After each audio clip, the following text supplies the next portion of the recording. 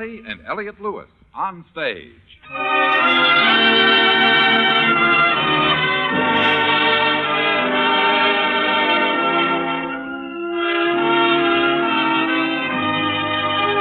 Cathy Lewis, Elliott Lewis, two of the most distinguished names in radio, appearing each week in their own theater, starring in a repertory of transcribed stories of their own and your choosing. Radio's foremost players in radio's foremost plays.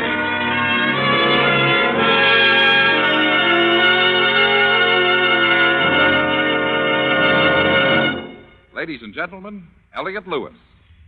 Good evening.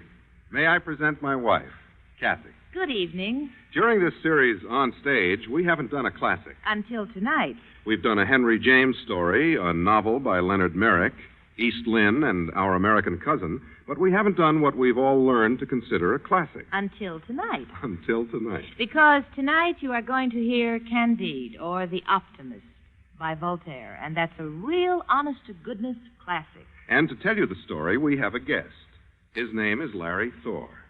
So first, Fred Steiner, and then Larry Thor to tell you the story of Candide.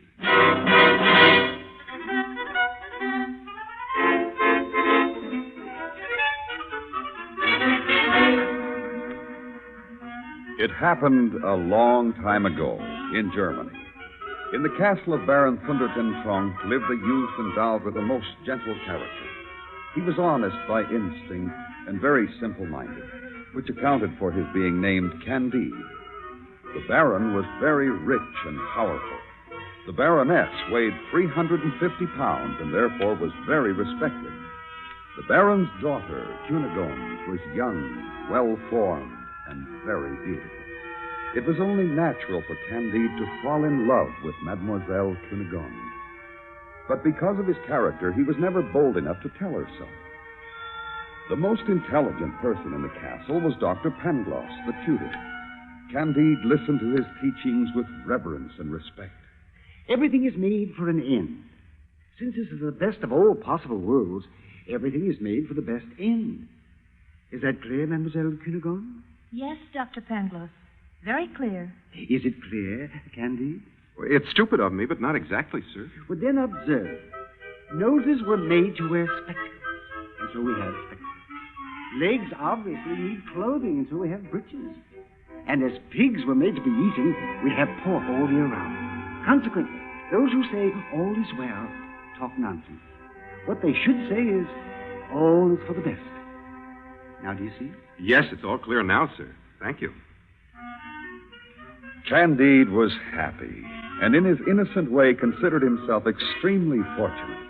He had a roof over his head, he could see Mademoiselle Cunegonde every day, and he was taught by Dr. Pangloss, the greatest philosopher in the province, and therefore the whole world. But it was not to last. One day, Cunegonde was walking in the garden. What a lovely day. It's good to be alive. She felt very aware, and for the first time in her life, noticed the birds and the bees. How lovely they are. I wonder what attracts them to the flowers. It's scientific, I suppose. Candide might know. I'll ask him after supper. After supper, Cunegonde found herself alone with Candide.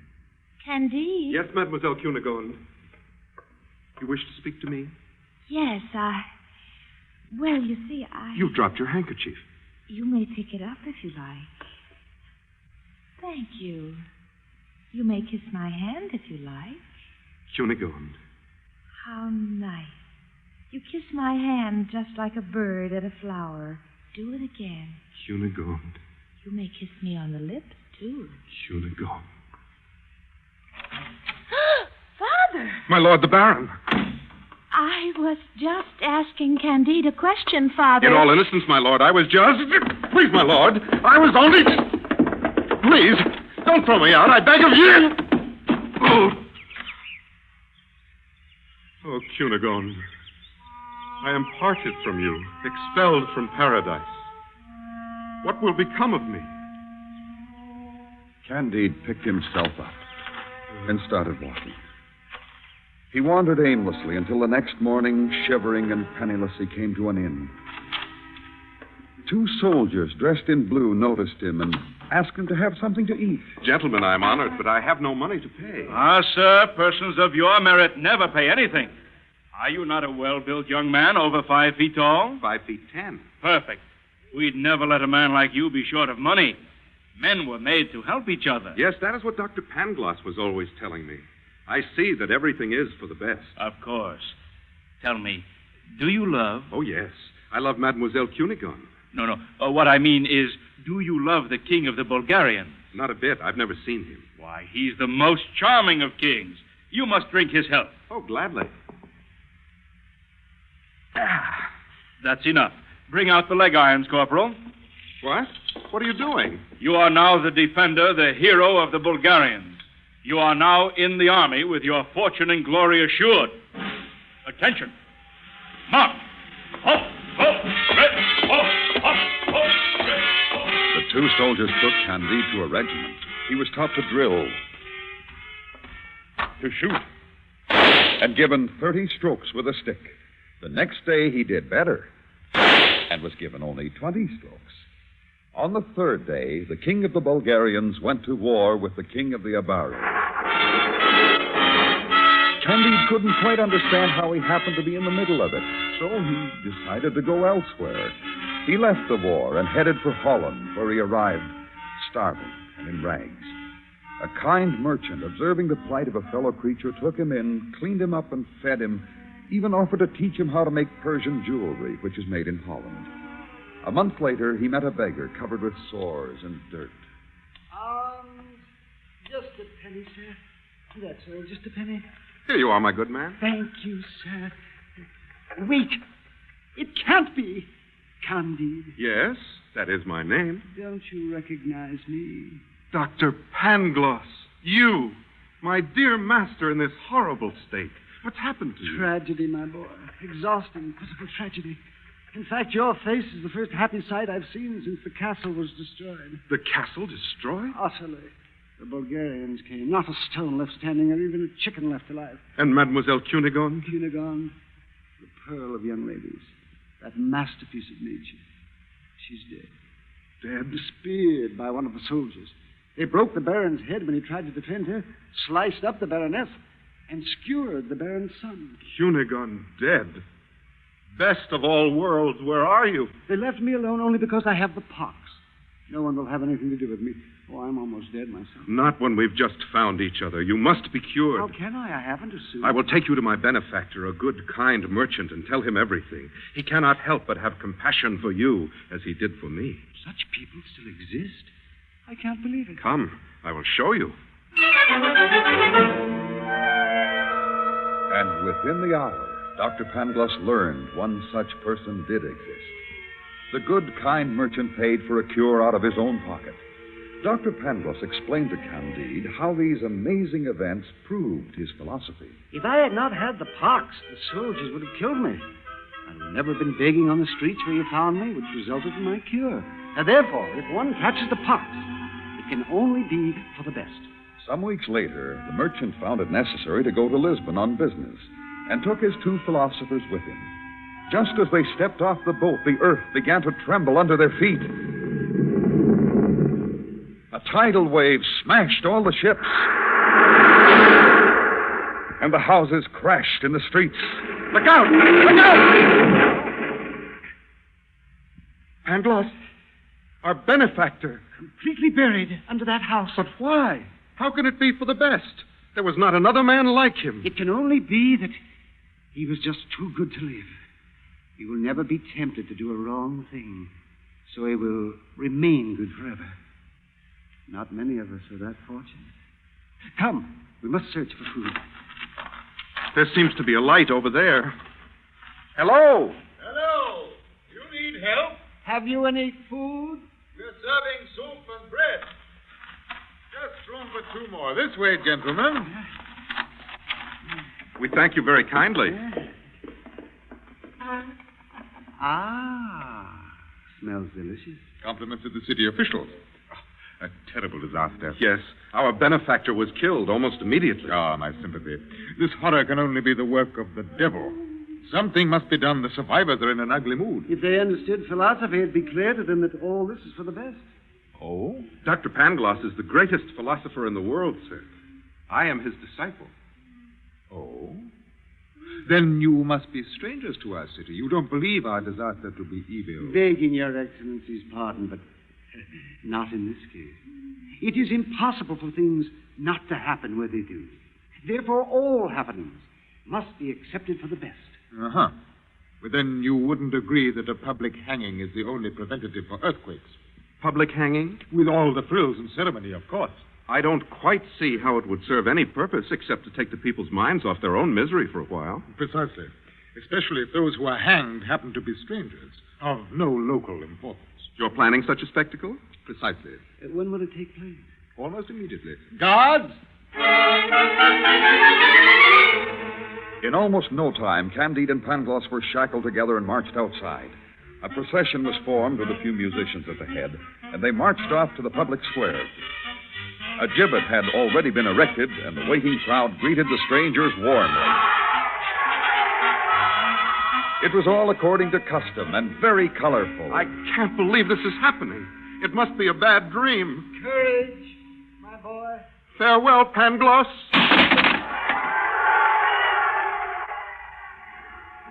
Another earthquake! It was pure providence. The crowd panicked and ran. Candide was struck by some falling stones, and terrified, bewildered, and bleeding, he crawled away. Young man? What? Old woman, what is it? Courage, my son. Follow me. I'm too weak. Lean on me. Who are you? Why are you so kind? Just come along and don't speak a word.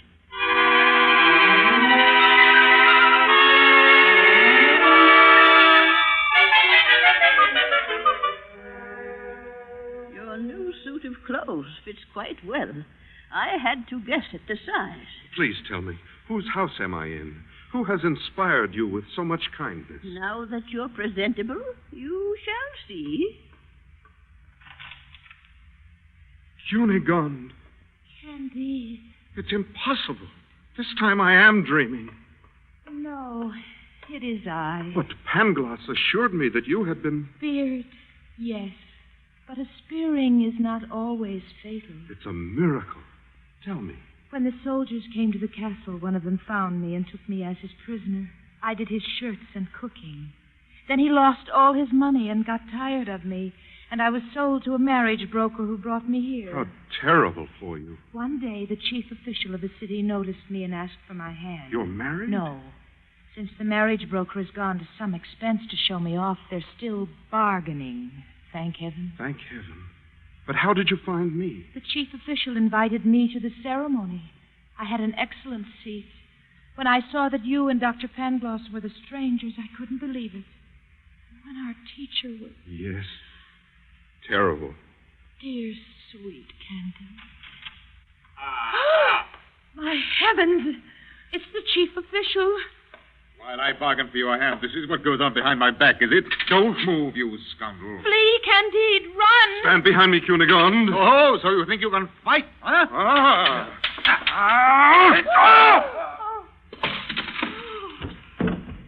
Candide, you killed him. You, who were always so mild. My dear Cunegonde, when a man is in love, jealous, and almost been hung to prevent earthquakes, there is a tendency to lose one's temper. But he is the chief official. If the police come, we're lost. If you don't mind my suggesting, there are 3 horses in the stable. We could ride to the nearest seaport and take ship for another country. That's wonderful. We'd better hurry.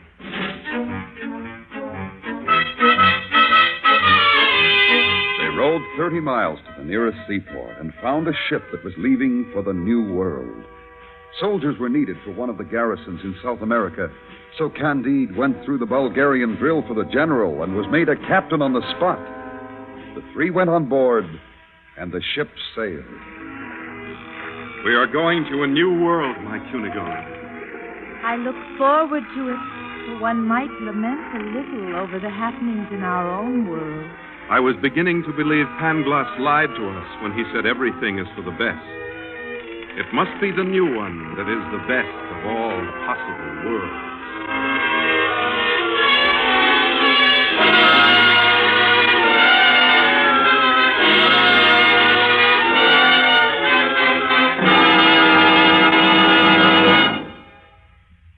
You are listening to Cathy and Elliott Lewis on stage.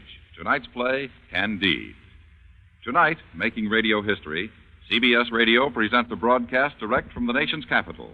President Dwight D. Eisenhower will be heard addressing his news conference in Washington, D.C., with CBS Radio's White House correspondent George Herman introducing this historic special event. To make this presidential news conference broadcast possible, CBS Radio has canceled tonight's episode of Rogers of the Gazette, starring Will Rogers, Jr.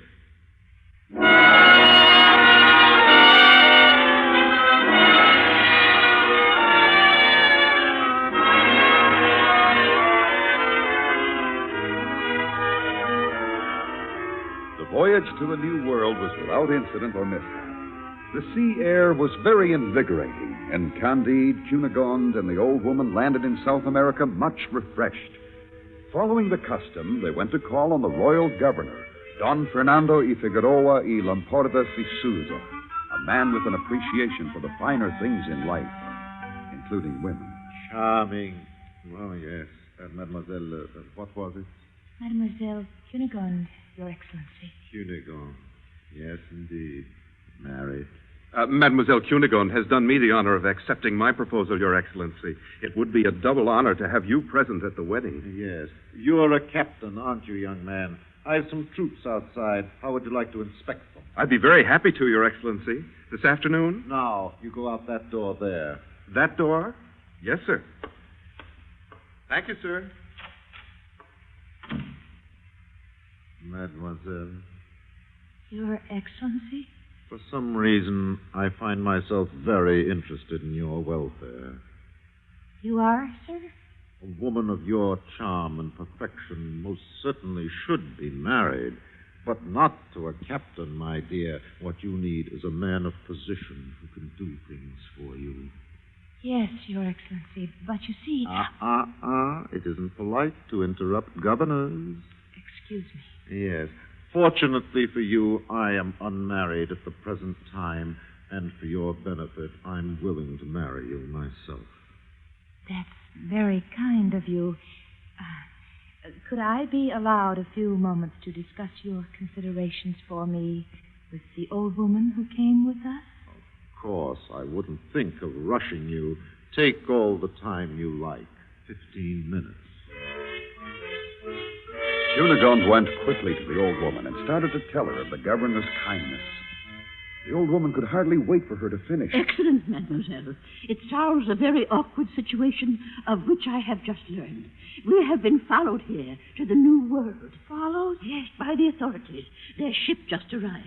They are looking for the persons responsible for the death of the chief official. Good heavens, then we must all flee. There is no need. With the governor in love with you, he's the most powerful man in South America.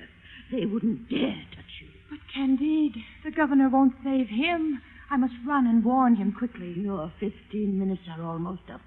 You run back to the governor. I will warn Captain Candide. The old woman ran to Candide and warned him. There was not a moment to lose. Candide rushed to find his manservant who had been hired just before they left Europe. His name was Cacambo, and he was just the man for such an occasion. Experienced, well-traveled, and he loved his master because he knew Candide to be a good man. Where are you taking me? Where are we going? To the back country. They are shooting. Ride, master. Ride. Candide had never ridden so fast in his life. They flew until the road came to an end in the jungle. The horses collapsed with fatigue, so they went on foot, living on wild fruit, wandering deeper and deeper until they came to a little river. There they built a canoe. Then they drifted, watching the river get wider and wider. Finally, it disappeared under an arch of towering rocks. When they saw daylight again, they were in a country surrounded by giant mountains. It was very beautiful. Candide and Cacambo landed at the first village, where they saw some children at play. What are those children playing with? Those red, green, and yellow stones that sparkle so? Here are some on the ground, Master. Look. Gold, emeralds, rubies, all over the place. This country is much better than Westphalia. But where are we? What country can this be? There is a house. Maybe there is someone who can tell us. It was one of the plainer houses. The paneling was only gold, studded with rubies, but done with taste, which atoned for the simplicity. An old man welcomed them and began to talk. This kingdom is the ancient country of the Incas. Since we are surrounded by impassable mountains, we know little of the outside world. That is why we live so simply. Well, yes, that's very understandable, sir. The Spaniards have a vague knowledge of us. They call our country El Dorado. I believe it means place of great wealth. Ridiculous, isn't it? Very, sir. The simple life is the best. That's why we are all very happy. We have no jails because there is nothing to steal. No mad people because there is nothing to drive us crazy. So you see, we are no different than anyone else. I hope I'm not boring you. Oh, no, sir. Please go on.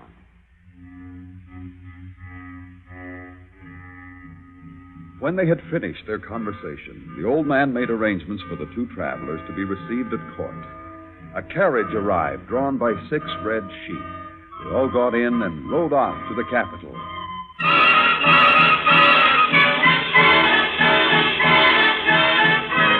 The city was magnificent. Everything was beautiful and useful, and everyone smiled. The king greeted them with hospitality beyond belief. At the end of a month, Candide had a talk with Cacambo. They sat by a pool of 20-year-old brandy and dropped diamonds into it, watching the circles they made. Cacambo? Yes, Master. This is all very pleasant, but Cunegonde is not here.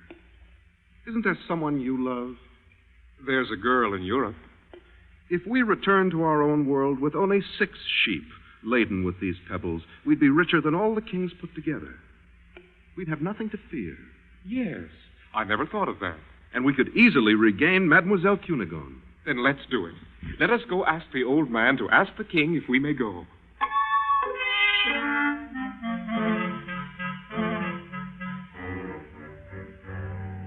There were no laws against foreigners leaving, and the king agreed to give them the sheep loaded with pebbles and yellow mud. They could not go out the way they came in, so the scientists were ordered to invent a machine to carry them over the mountains. It was a hard journey, and 4 sheep were lost with their heavy burdens. Even so, they still had plenty when they got to the nearest town. There is the town, Master. We are at the end of our troubles and the beginning of happiness.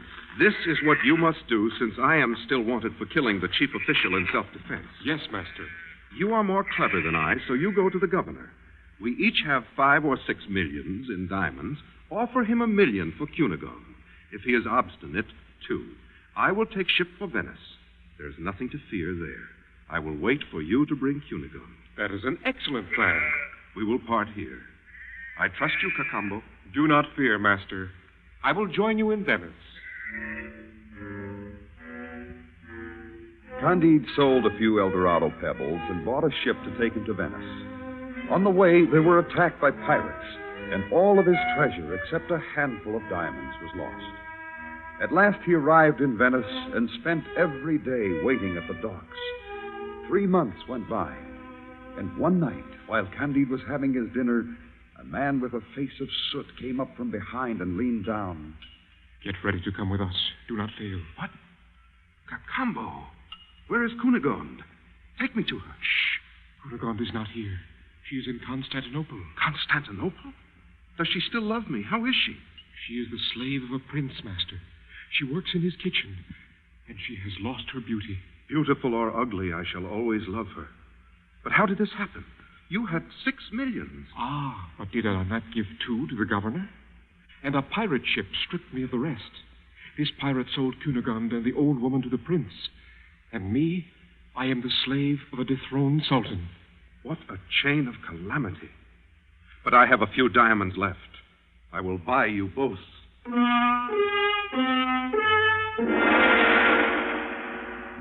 Candide paid a high ransom for Cacambo, and they went on board a Turkish galley. As they went toward Constantinople, one of the galley slaves caught Candide's eye. If I hadn't seen him hanged, I'd swear that was Pangloss. Candide! It is Pangloss. Candide, my boy. My dear teacher. But I saw you hanged. The rope was wet, my boy. It wasn't a good job of hanging. I've been through worse since I became a galley slave. I will ransom you immediately. What fortune to find you. We are going to get Cunegonde, too, dear Pangloss. She's alive. After ransoming Pangloss, there was just enough left to buy Cunegonde and the old woman from the prince. Cunegonde was indeed quite ugly. In fact, Candide could hardly look at her. Candide, my love. But since he was a man of honor, he married her. And they all settled down on a little farm bought with the last diamond. It is natural to suppose they all lived happily ever after. But Cunegonde grew uglier every day.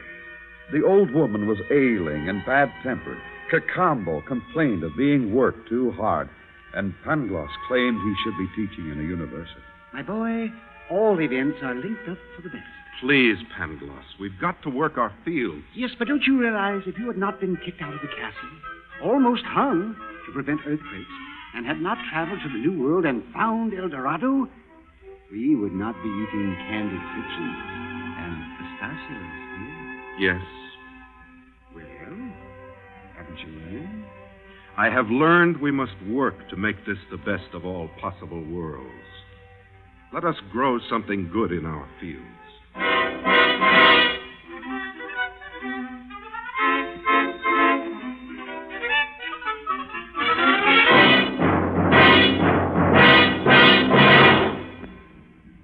Candide, starring Cathy and Elliott Lewis on stage. In a moment, Mr. and Mrs. Lewis will tell you about next week's play. The Graves family is having grandmother for Christmas, but it's a surprise to them until tomorrow night, when Granny shows up on CBS Radio's Junior Miss, starring Barbara Whiting. Also tomorrow evening, over most of these same stations, there's pre-Christmas buffoonery when you meet Millie. Elena Verdugo and the rest of the Millie gang will be doing their Christmas show stopping early tomorrow night at the Star's Address. And now, once again, Cathy and Elliott Lewis.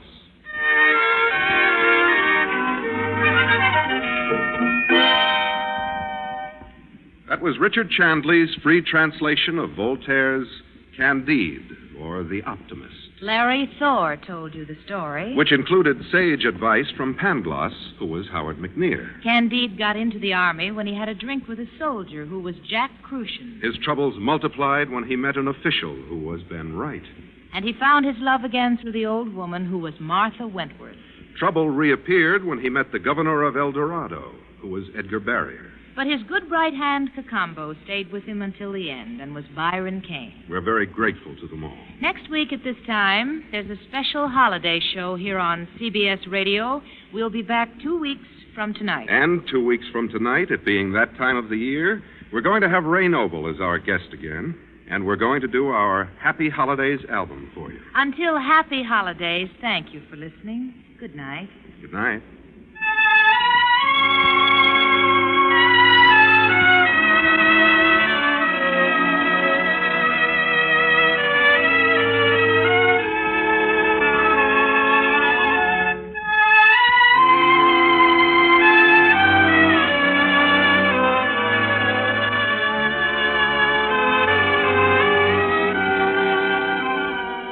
Music for tonight's story was composed and conducted by Fred Steiner. The Cathy and Elliott theme is by Ray Noble, and the program is transcribed and directed by Mr. Lewis. George Walsh speaking.